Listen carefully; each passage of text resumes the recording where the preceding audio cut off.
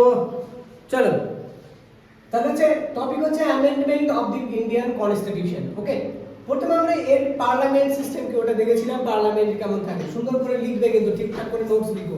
ওকে, আচ্ছা, amendment of the Indian constitution মানে কি, অ্যামেন্ডমেন্ট মানে কি সেটা বুঝতে হবে। তার আগে এখান থেকে দুটো কোয়েশ্চেনের আনসার জানতে হবে। কোয়েশ্চেন নাম্বার 1 হলো যে parliament can parliament amend the constitution, amend the constitution, parliament কি কনস্টিটিউশন কে অ্যামেন্ডমেন্ট করতে পারে? কোশ্চেন 2 আছে যে can parliament amend the fundamental rights, ওকে, শোনো, আমি বললাম যে তোমরা জানো যে আমাদের একটা কনস্টিটিউশন আছে, তাই না, সংবিধান আছে। এই কনস্টিটিউশনে অনেক আর্টিকেলস লেখা আছে, বুঝা গেছে, অনেক পার্টস আছে, শিডিউলস আছে, ফান্ডামেন্টাল রাইটস আছে। যেমন তুমি ধরো সিটিজেনশিপ আছে, তারপর হচ্ছে ফান্ডামেন্টাল রাইটস, ডিপিএসপি, তারপর ফান্ডামেন্টাল ডিউটিস, এরকম অনেক ধরনের জিনিস রয়েছে আমাদের কনস্টিটিউশনে। এবার এই পার্লামেন্টের যে পার্লামেন্ট, এবার আমাদের দেশে কি আছে, পার্লামেন্ট আছে। তো কোশ্চেন হলো যে এই যে সংবিধানটা আছে, এই সংবিধানটা কি চেঞ্জ করা যেতে পারে, বা কোনো আর্টিকেলস কি চেঞ্জ করা যেতে পারে? তো এই পুরোটা বোঝার জন্য একদম পুরো দেশি ভাষায় আগে বুঝে নাও, বুঝলেন? আচ্ছা, অ্যামেন্ডমেন্ট মানে কি, অ্যামেন্ডমেন্ট করা কাকে বলে? আচ্ছা, মনে করো তুমি কোনো পেজে কিছু লিখলে, যেমন আমি এই পেজটাতে কিছু একটা লিখলাম। ওকে, এই পুরো পেজে আমি কিছু লিখেছি। এবারে পুরো পেজে যখন লিখলাম, আমি নোটস লিখে নিলাম। কিছুদিন পরে তুমি যখন রিভিশন করছো তখন দেখলে আরে এখানে তো একটা লাইন ভুল লেখা হয়েছে, তাই না? তাহলে ভুল লেখাটা তোমাকে কি করতে হবে? যদি কোনো কিছু ভুল থাকে তাহলে সরাতে হবে, তাই কি না? আর যদি কোনো কিছু এখানে না লেখা থাকে তাহলে অ্যাড করতে হবে, বুঝতে পারছো? এবার তুমি যদি সরাতে চাও, তাহলে তুমি যদি পেন্সিল দিয়ে লেখো, তাহলে রাবার দিয়ে যদি মোছো, তাহলে মুছে যাবে কিনা? খুব সিম্পল। কিন্তু যদি পেন দিয়ে লেখা থাকে তুমি বুঝতে পারবে। তার মানে কি এই পেজে তুমি যে ভুল লেখাটা লিখেছো সেটা মোছা খুব টাফ, মোছা টাফ কিনা যদি সেটা পেন দিয়ে লেখা থাকে, টাফ তো। আর তাহলে কি করতে হবে? পেজটা ছেড়ে দিতে হবে। আর যদি পেন্সিল দিয়ে লেখো তাহলে রাবার দিয়ে মুছতে হবে। তার ঠিক সেরকমই যে কনস্টিটিউশন আছে, যে সংবিধান রয়েছে, এই যে আর্টিকেলস গুলো রয়েছে, এখানে যদি মনে হয় যে কোনো জিনিস পুরাতন হয়ে গেছে, এটা চেঞ্জ করতে হবে, নতুন কোনো কিছু অ্যাড করতে হবে। এবার তুমি যখন কোনো কিছু অ্যাড করবে বা রিমুভ করবে, কোনো কিছু তুমি অ্যাড করা বা রিমুভ করা, এবার শোনো যে তুমি এই কনস্টিটিউশনে কোনো কিছু অ্যাড করবে, যেমন কি অ্যাড করেছে, ফান্ডামেন্টাল ডিউটিস কি ছিল আগে? না, এটা কি করেছে, এটা পার্ট 4 এতে অ্যাড করেছে, তাই না? তাহলে এটা যে অ্যাড করলো, এটা কি অ্যাড করা হয়ে গেল? তাহলে এবার কোনো জিনিস সরাতে হবে, রিমুভ, যেমন আর্টিকেল 370 রিমুভ করে দিয়েছে তো। তাহলে এই যে কোনো জিনিস অ্যাড করা এবং রিমুভ করা, এটাকে কি বলা হয়? অ্যামেন্ডমেন্ট করা বলা হয়। এবার দেখো এই অ্যামেন্ডমেন্ট করার সময় খুব কি সোজা, আমাদের কনস্টিটিউশনে অ্যামেন্ডমেন্ট করা খুব সোজা কি? সোজা। যেমন পেন্সিল যদি তুমি রুল দিয়ে লিখে থাকো, তা রাবার দিয়ে মুছলেই উঠে যাবে, তাই কি না? কিন্তু সেম জিনিস তুমি যদি পেন দিয়ে লেখো তাহলে কত সহজে কি হবে? কত সহজে কি তুমি মিটাতে পারবে? পারবে না। ঠিক সেরকম এই কনস্টিটিউশনের কিছু জিনিস আছে যেগুলো অ্যাড করা বা সরানো খুবই সহজ, আবার কিছু জিনিস আছে যেগুলো অ্যাড করা বা সরানো ভীষণ টাফ, বুঝতে পেরেছো? তেমন আমাদের কনস্টিটিউশনের অ্যামেন্ডমেন্ট যে রয়েছে সেটা না খুব কঠিন না খুব সোজা, মিডিল পর্যায়ে রয়েছে, বোঝা গেছে? বুঝতে পারলে তো এটুকু? তাহলে অ্যামেন্ডমেন্ট মানে কি? কোনো কিছু অ্যাড করা কনস্টিটিউশনে এবং কোনো কিছু রিমুভ করাকে কি বলা হয়? Amendment of the constitution. এবার কোশ্চেনস হলো, এটা তো আমরা পরে জানতে পারলাম যে আচ্ছা অ্যামেন্ডমেন্ট করা যায়। প্রথমে দেখবো আমরা ব্যাকগ্রাউন্ড কি।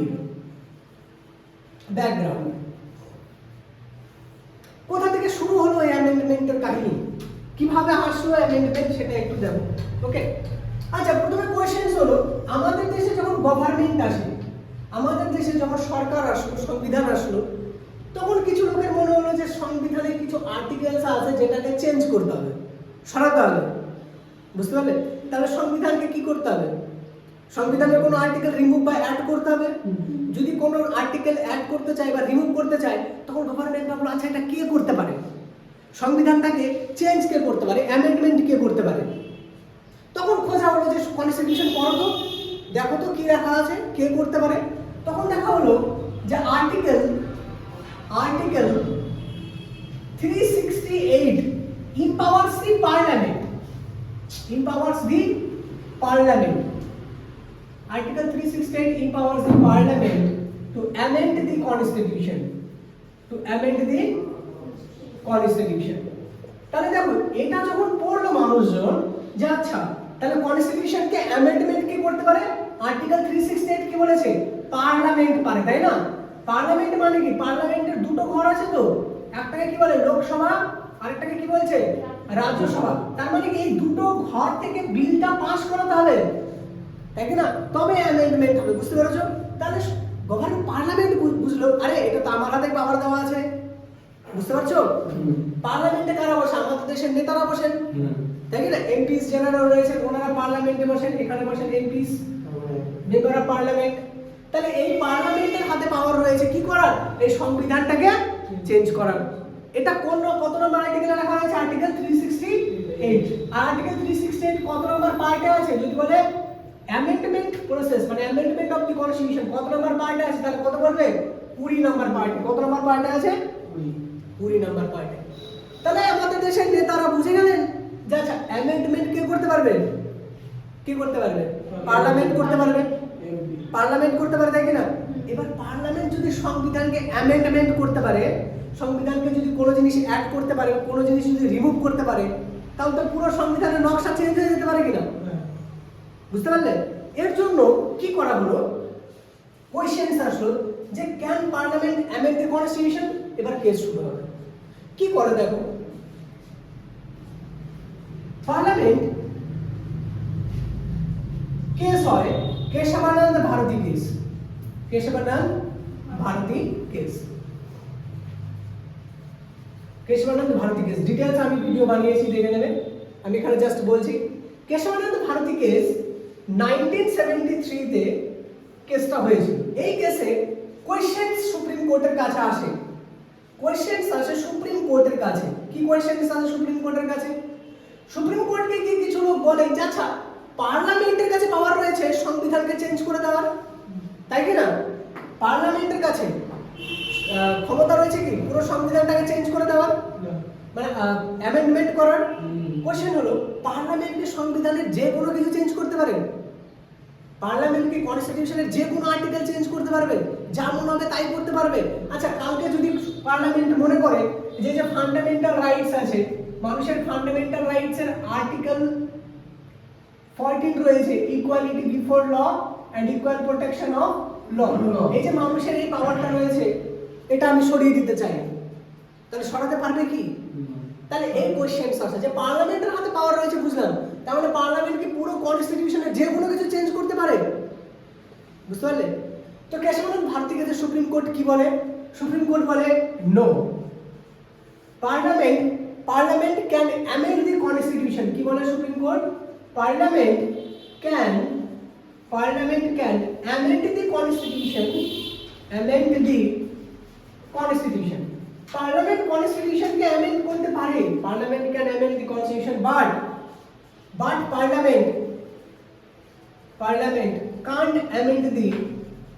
can't amend the basic structure of the constitution, can't amend the basic structure of the constitution। তার মানে কি পার্লামেন্ট বলে ঠিক, মানে সুপ্রিম কোর্ট কি বললো যে ঠিক আছে পার্লামেন্ট কি করতে পারে, কনস্টিটিউশনের আর্টিকেল চেঞ্জ করতে পারে, কিন্তু পার্লামেন্ট কি করতে পারবে না, কনস্টিটিউশনের বেসিক স্ট্রাকচার চেঞ্জ করতে পারবে না। তখন পার্লামেন্টের লোকজন বলে যে বেসিক স্ট্রাকচার কোনটা? সুপ্রিম কোর্ট কি বলে, আমি এখন বলবো না কোনটা বেসিক স্ট্রাকচার। পার্লামেন্ট যেমন কোনো কিছু যদি চেঞ্জ করে এবং সুপ্রিম কোর্টের যদি মনে হয় যে না না এটা চেঞ্জ করলে তো ক্ষতি হবে, তখন বলবে এটা বেসিক স্ট্রাকচার। বুঝতে পেরে গেছো? এটা অনেক বড় কাহিনী আছে যেটা না জানলে হবে। তাহলে এই পর্যন্ত তোমরা বুঝতে পারলে যে পার্লামেন্টকে কি অ্যামেন্ডমেন্ট করা যায়? তাহলে কি বলবে? যায়। কত নম্বর আর্টিকেল পাওয়ার দেয়? আর্টিকেল 368 পাওয়ার দেয়। বুঝতে পেরেছো? আচ্ছা ফান্ডামেন্টাল তারপরে বলো যে can parliament amend the fundamental rights? Parliament fundamental rights amend করতে পারে? দেখো পারবে, কিন্তু যখনই চেঞ্জ করতে যাবে না সুপ্রিম কোর্ট কি বলবে? এটা বেসিক স্ট্রাকচারের মধ্যে পড়ে। বুঝতে পারছো? তাহলে এইটুকু মনে রাখবে। হ্যাঁ, এই কেশবানন্দ ভারতী কেসে এটাও কোশ্চেন যে এসেছিল যে প্রিএম্বল কনস্টিটিউশনের পার্ট। তখন কেশবানন্দ ভারতী কেসে কি বলেছিল? যে প্রিএম্বল কনস্টিটিউশনের পার্ট, প্রিএম্বল কনস্টিটিউশনের পার্ট। ঠিক আছে, ওকে। এবার দেখো 5 মিনিট দেখো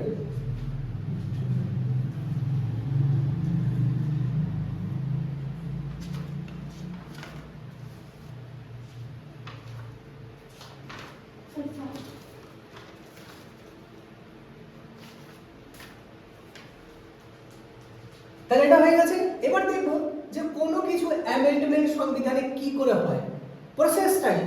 ঠিক আছে, প্রসেস দেখো যে কি করে অ্যামেন্ডমেন্ট হচ্ছে। তাহলে অ্যামেন্ডমেন্ট কি এটুকু তো বুঝে গেল না? কোনো জিনিস সংবিধানে অ্যাড করা বা রিমুভ করাটাকে বলা হয় অ্যামেন্ডমেন্ট। যেমন আমরা কি করেছি, 42nd কনস্টিটিউশনাল অ্যামেন্ডমেন্ট অ্যাক্ট করেছি কিনা? 42nd কনস্টিটিউশনাল অ্যামেন্ডমেন্ট অ্যাক্ট করে আমরা কি করেছিলাম? তোমার হচ্ছে সোশ্যালিস্ট, সেকুলার এবং ইন্টিগ্রিটি তিনটে ওয়ার্ড অ্যাড করেছি সংবিধানে। তাহলে সংবিধান ওটা ছিল কি? আমরা অ্যাড করেছি অ্যামেন্ডমেন্টের দ্বারা। বুঝতে পেরেছো? ওটাকে অ্যামেন্ডমেন্ট বলে। আচ্ছা এবার যদি কালকে মনে হয় পার্লামেন্টের যে দেখো আমাদের কনস্টিটিউশনের কোন একটা আর্টিকেল আছে, সেই আর্টিকেলটা সরাতে হবে, তাহলে নরমালি সরাতে পারবে না। কালকে যদি কোন একটা আর্টিকেলস নতুন অ্যাড করতে হয়, যেমন তুমি বলো ফান্ডামেন্টাল ডিউটিস ছিল না? ছিল কি? ছিল না তো। যেমন আমাদের কাছে ডিপিএসপি ছিল। এবার ডিপিএসপি কত নম্বর পার্টে আছে বলো? ডিপিএসপি পার্ট 4 এ আছে কিনা? পার্ট 4 এ আছে। এবার বলো কিছুদিন পর, কিছু বছর পরে একটা কমিটি গঠন হয়, তোমরা জানো। সেই কমিটি কি বললো? প্রিএম্বল লাগবে। তো প্রিএম্বলটাকে কোথায় অ্যাড করা হলো? অ্যাড করা হলো কি? প্রিএম্বল কতটা অ্যাড করা হলো? পার্ট 4 এ তে। আর এটা কত নম্বর অ্যামেন্ডমেন্ট দ্বারা হলো? 42nd amendment act 1976। তাহলে এটা অ্যাড হলো তো। তাহলে পার্লামেন্ট কি করলো? এটা অ্যামেন্ডমেন্ট করে কনস্টিটিউশনে অ্যাড করে দিল। বুঝতে পেরেছো? বলো। Sorry, fundamental duties. সরি, তাহলে ফান্ডামেন্টাল ডিউটিসটা কি করলো? অ্যাড করে দিল। কত নম্বরে? পার্ট 4 এতে ফান্ডামেন্টাল ডিউটিস অ্যাড করে দিল। বুঝতে পেরেছো? এবার দেখো এরপরে কি করেছে। যেমন হচ্ছে তোমার আর্টিকেল 370 ছিল, ওটা কনস্টিটিউশনে ছিল তো, কিন্তু এটাকে কি করে দিল? রিমুভ করে দিল কিনা? তাহলে এটা কি করে দিল? অ্যামেন্ডমেন্ট করে দিল। অ্যামেন্ডমেন্ট করে রিমুভ করে দিল। বুঝতে পারলে? এবার কালকে যদি সরকারকে নতুন কোনো কিছু অ্যাড করতে হয় বা নতুন কোনো কিছু রিমুভ করতে হয়, তাহলে ওই অ্যামেন্ডমেন্টের প্রসেসটা কি? এবার এখান থেকে কোশ্চেন আসবে ডব্লিউবিসিএস এ। নরমাল মেইনসে নরমাল ভাবে পড়ে গেলে হবে না, যে টুকটুক করে তুমি পড়ে চলে গেলে হবে না, বুঝতে হবে টপিক। বুঝতে পেরেছো? আচ্ছা এবার কোশ্চেন হচ্ছে ঠিক আছে, তাহলে এর প্রসেসটা কি হবে? প্রসেস কিভাবে অ্যামেন্ডমেন্ট হয়, কিভাবে অ্যামেন্ডমেন্ট করে? দেখো তাহলে যদি বলে আমাদের কনস্টিটিউশনে অ্যামেন্ডমেন্ট করা কি খুব সোজা না খুব টাফ? না সোজা না টাফ, এটাকে কি বলে? আচ্ছা অপশন যদি দেয় তোমাকে এক্সামসে যে আমাদের কনস্টিটিউশনকে অ্যামেন্ডমেন্ট করা, আমাদের কনস্টিটিউশন অ্যামেন্ডমেন্ট করা কি রিজিডিটি না ফ্লেক্সিবল? ফ্লেক্সিবল মানে সোজা, রিজিডিটি মানে কঠিন। না ফ্লেক্সিবল না রিজিডিটি, না দুটোই, না কোনোটিই নয়। তখন কি বলবে? কি বলবে তুমি? আমাদের কনস্টিটিউশন হচ্ছে নর ফ্লেক্সিবল নর রিজিডিটি, তাই না? না ফ্লেক্সিবল না রিজিডিটি, দুটোর কি রয়েছে? মিশ্রণ রয়েছে, সিনথেসিস অফ বোথ। বুঝতে পেরেছো? এবার মনে রাখো একটা কথা, কোশ্চেন আসতে পারে, তার মানে আমাদের কনস্টিটিউশন কি না খুব সোজা চেঞ্জ করা, না খুব টাফ। যেমন ডব্লিউবিসিএস एग्जाम তুমি কি বলবে? না খুব সোজা না খুব টাফ। এটা ডিপেন্ড করছে কে এর প্রস্তুতি নিচ্ছে। বুঝতে পেরেছো তো? এবার দেখো এই যে ফ্লেক্সিবল কনসেপ্টটা, এই ফ্লেক্সিবল এই কনসেপ্টটা কোথা থেকে আমরা নিয়ে জানো তো? যে ফ্লেক্সিবল সোজা, এটা নিয়ে আমরা ব্রিটেন থেকে। কোথা থেকে নেই? ব্রিটেন। আর এই যে রিজিডিটি, এটা কোথা থেকে নেই? ইউএসএ। তাহলে ইউএস এর কনস্টিটিউশনে কি রয়েছে? রিজিডিটি, কঠোর, চেঞ্জ করা খুব।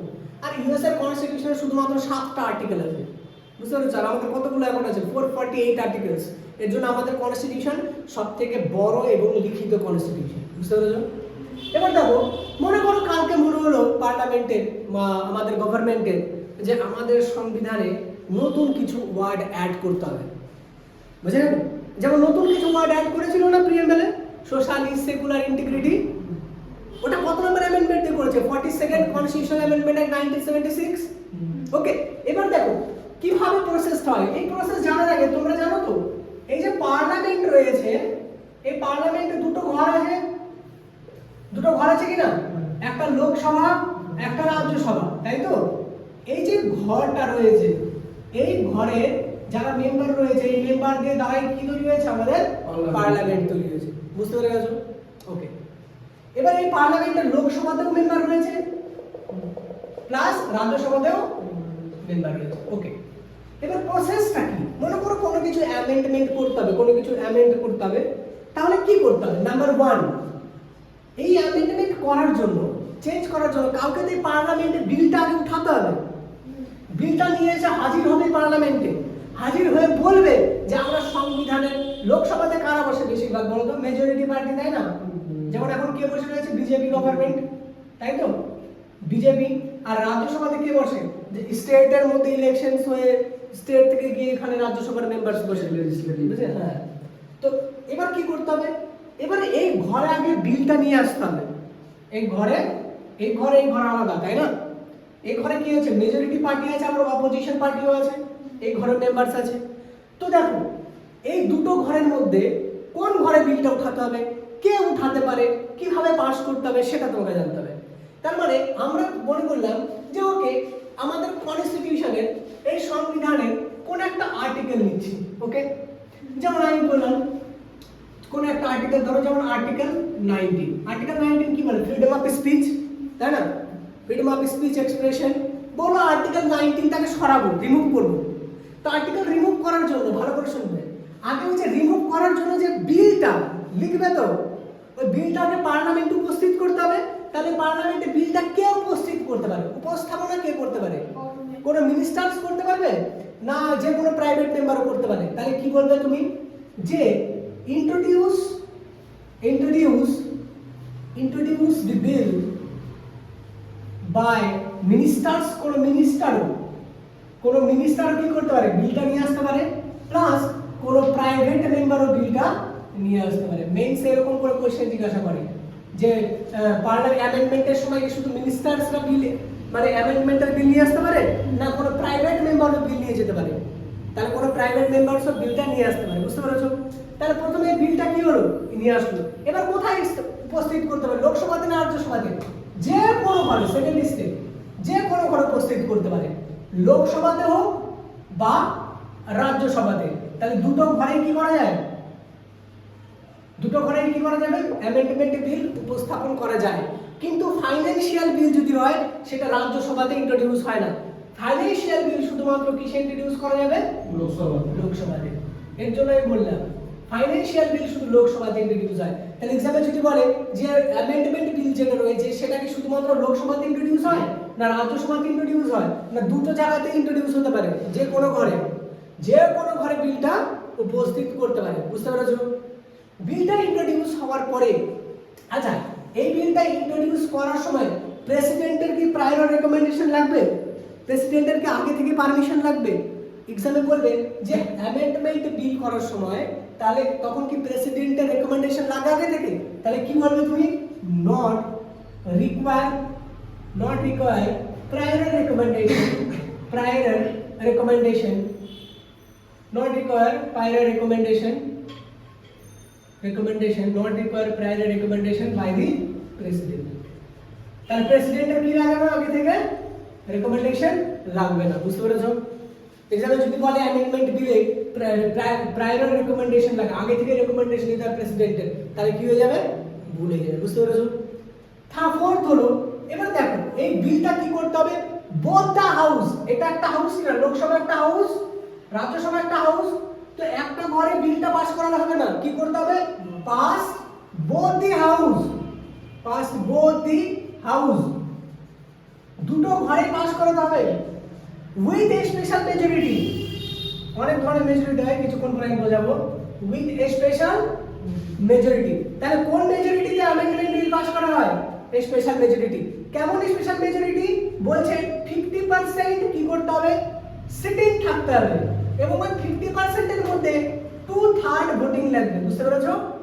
2/3 ভোটিং লাগবে। 50% তো প্রথমে এই দুটো ঘরে ভোটি হাউসে 50% মেম্বার, তার মানে কি বলো, এই লোকসভাতে যদি 100 জন মেম্বার থাকে, তার মানে কতজন মেম্বার প্রেজেন্ট থাকতে হবে? 50 জন মেম্বার প্রেজেন্ট থাকতে হবে, এবং 2/3 ভাগ এই ঘর থেকে পাস করাতে হবে, প্লাস এই ঘর থেকেও স্পেশাল মেজরিটিতে পাস করাতে হবে। বুঝতে পেরেছো? তবেই অ্যামেন্ডমেন্ট বিলটা পাস হবে। ঠিক আছে, এবার 4th নাম্বার হিসেবে কি করবে? আচ্ছা, মনে করো লোকসভা পাস করে দিল, রাজ্যসভা বিলটা পাস করলো না, তাহলে কি অ্যামেন্ডমেন্ট হবে? হবে কি? হবে না। কেন? সংবিধান কি বলেছে? যে যদি আর্টিকেল 19 মানে অ্যামেন্ডমেন্ট করে যদি এটাকে রিমুভ করতে হয়, তাহলে কি করতে হবে? দুটো ঘর থেকে পাস করাতে হবে। লোকসভা তো পাস করে দিল, রাজ্যসভা পাস না করলে তখন কি হবে? জয়েন্ট সিটিং হয় কি? অন্যান্য বিলের ক্ষেত্রে জয়েন্ট সিটিং হয়, কিন্তু মনে রাখবে অ্যামেন্ডমেন্ট বিলের সময় কি হবে না? নো জয়েন্ট সিটিং, কোনো জয়েন্ট সিটিং হবে না, পাস করাতেই হবে। বুঝতে পেরেছো? তাহলে দুটো ঘর থেকে বিল পাস হয়ে গেল। এবার ওইটা মানে আর্টিকেল 19 এখন তখনই সরবে যখন এবার প্রেসিডেন্ট কি করবে? সিগনেচার করবে। বুঝতে পেরেছো? আর প্রেসিডেন্টকে সিগনেচার করতে বাধ্য? ইয়েস, প্রেসিডেন্টকে সাইন করতে হবে। বুঝতে পেরেছো? প্রেসিডেন্ট সিগনেচার মাস্ট, প্রেসিডেন্টের সিগনেচার অবশ্যই লাগবে। এবার যখনই প্রেসিডেন্ট সিগনেচার করে দিল, তখন কি হয়ে যাবে? আর্টিকেল 19 সরে যাবে। এবার দেখো, এবার সুপ্রিম কোর্ট কি বলবে তখন? যদি আর্টিকেল 19 সরাতে চায়, বলবে না না পার্লামেন্ট তুমি সরাতে পারবে না। কেন? কারণ আর্টিকেল 19 কি বলবে? Basic structure. বুঝতে পেরে গেছো এটা? আর যদি বেসিক স্ট্রাকচার না হয়, তাহলে অ্যামেন্ডমেন্ট হয়ে যাবে। বুঝতে পারলে? এবার দেখা গেল এমন কোনো জিনিস পার্লামেন্ট চেঞ্জ করতে চাইছে যেটা মনে করো স্টেট গভর্নমেন্টেরও ইম্প্যাক্ট করছে। বোঝা গেছে? যেমন জিএসটি, জিএসটি কি শুধু সেন্ট্রাল গভর্নমেন্টের উপর ইম্প্যাক্ট করবে না প্রত্যেকটা স্টেটের উপর ইম্প্যাক্ট ফেলছে? প্রত্যেকটা স্টেটেরই। তো যদি কোনো বিল থাকে যেটা স্টেটেরও কোনো কিছু চেঞ্জ করছে, তাহলে কি করতে হবে? 50% স্টেটের পারমিশন নিতে হবে। বুঝতে পেরেছো? তখন কি হয়ে যাবে? স্পেশাল মেজরিটি লাগবে, প্লাস হাফ অফ দি স্টেটের পারমিশন লাগবে যদি স্টেট সাবজেক্টের কোনো কিছু চেঞ্জ করতে যায়। বুঝতে পেরেছো? যেমন জিএসটি নিয়ে এসছে গভর্নমেন্ট, তার মানে কি অ্যামেন্ডমেন্ট করতে হয়েছে তো? তাহলে অ্যামেন্ডমেন্ট যখন করেছে সরকার, তাহলে প্রথমে কি করেছে? স্পেশাল মেজরিটিতে পাস করিয়েছে। এবার যেহেতু জিএসটি প্রত্যেকটা স্টেটেরও সাবজেক্ট, তাই কি না? প্রত্যেকটা স্টেটেরও সাবজেক্ট, তখন কি করতে হবে? ওই 50% স্টেট দ্বারা সিম্পল মেজরিটিতে পাস করাতে হবে। বুঝতে পেরে গেছো? বুঝতে পেরে গেলে এটুকু? এটা হলো অ্যামেন্ডমেন্ট প্রসেস। এবার যদি কনস্টিটিউশনের সংবিধানের কোনো বেসিক স্ট্রাকচার না টাচ করে, তাহলে সুপ্রিম কোর্ট বলবে ইটস ওকে, চেঞ্জ আর্টিকেল 19 সরিয়ে দাও। কিন্তু সুপ্রিম কোর্ট কি সরাতে দেবে না? কি বলবে সুপ্রিম কোর্ট? বলবে এটা হচ্ছে বেসিক স্ট্রাকচার। বুঝতে পেরেছো? তাহলে এটা হলো অ্যামেন্ডমেন্ট। আর এই অ্যামেন্ডমেন্ট রিলেটেড কেস কি হলো? কেশবানন্দ ভারতী কেস। বুঝা গেছে? তখন কি বলে যে পার্লামেন্ট কনস্টিটিউশন মানে পার্লামেন্ট কি করতে পারে? অ্যামেন্ডমেন্ট করতে পারে, কিন্তু বেসিক স্ট্রাকচারকে অ্যামেন্ডমেন্ট করা যাবে না। এবার আমরা দেখব যে কতগুলো অ্যামেন্ডমেন্ট হয়েছে, ভীষণ ইম্পর্টেন্ট অ্যামেন্ডমেন্টগুলো কি কি। এটুকুর মধ্যে কোনো সমস্যা আছে কি তোমাদের? বুঝতে কোনো প্রবলেম হলো? 4 নম্বর একটু বলেন তো।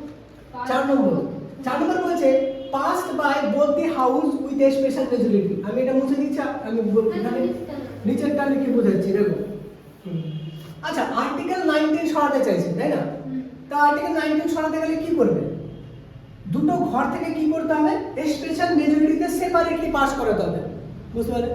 এই ঘর থেকে সেপারেটলি প্লাস এই ঘর থেকে সেপারেট ভাবে পাস করাতে হবে। এবার যদি কোনো স্টেটের কোনো ম্যাটারে টাচ করে, দেখো কি স্টেটের কোনো বাউন্ডারি টাচ করছে, কোনো স্টেটের নাম চেঞ্জ করতে চাইছে, বুঝতে পারলেন? বা কোনো স্টেটের বাউন্ডারি বাড়াতে বা কমাতে চাইছে, তার মানে ওই স্টেটের পারমিশনও লাগবে। এবার জিএসটি বেস্ট এক্সাম্পল। জিএসটি কি হলো? স্টেটের উপরে, স্টেট সাবজেক্ট কিনা? জিএসটি যখন আসে স্টেটের উপর রেসপন্সিবল। তাহলে যদি কোনো স্টেট সাবজেক্ট ম্যাটারও টাচ করে অ্যামেন্ডমেন্ট করার সময়, তাহলে হাফ অফ দি স্টেটের পারমিশন লাগবে। আর এই হাফ অফ দি স্টেট যে রয়েছে, ওখানে সিম্পল মেজরিটিতে পাস করাতে হয়, ওখানে স্পেশাল মেজরিটিতে পাস করাতে হয় না। বুঝতে পেরে গেছো? তাহলে এটা হলো অ্যামেন্ডমেন্ট প্রসেস। এখন দেখবো যে কি কি ইম্পর্টেন্ট অ্যামেন্ডমেন্ট হয়েছে। বোঝা গেল? ওকে, চলো দেখো।